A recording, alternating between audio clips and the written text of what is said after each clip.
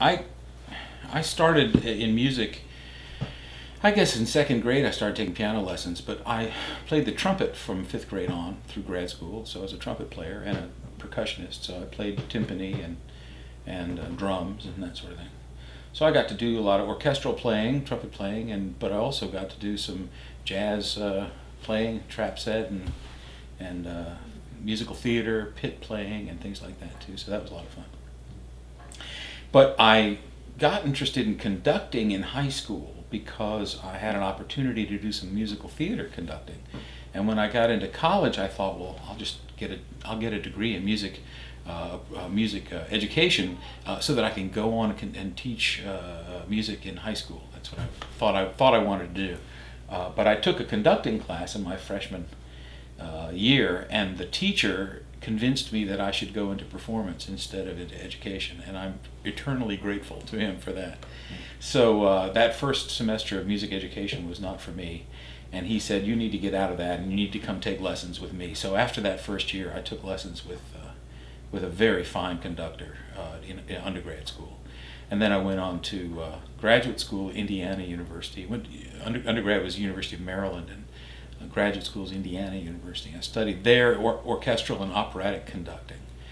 And while I was there, I met Leonard Bernstein, and he asked me to come and study with him. So I got to do lessons with Bernstein.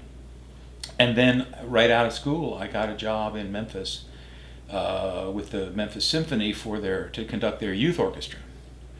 And that's what started me in Memphis and kept me there. Actually, I found my wife there, got married there, and so I conducted the university orchestra and the Germantown Symphony Orchestra and my own chamber orchestra and the youth orchestra at the beginning, and then I started to do some guest conducting various places. So I guess off and on. Most conductors have a couple or three jobs going at the same time, and so I had 2 or 3 different music director jobs happening at the same time, and then I was invited over to Ukraine and did some conducting for the Prokofiev Conservatory over there, and guest conducted with the Kharkov Philharmonic in eastern Ukraine. And since then, I've gone actually back to Ukraine 4 or 5 times. So done some choral orchestral stuff with them, some a cappella chorus conducting and things like that.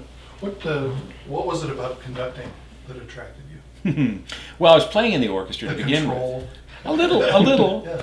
And not just to control for power, but control because I wanted to be able to interpret all the parts, not just my own. I was playing trumpet, right? And trumpet players notoriously, sit out for 5 or 10 minutes at a time and then play incredibly difficult things and then sit for another 10 minutes.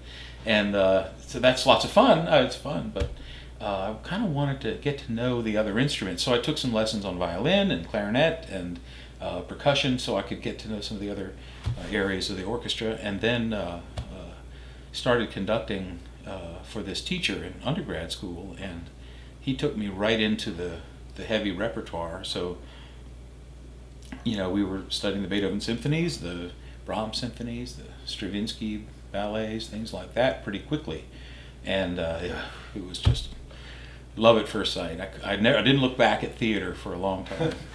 The musical theater. Love musical theater, but in fact I'm writing a musical right now with a buddy of mine. But really orchestral music was where I lived.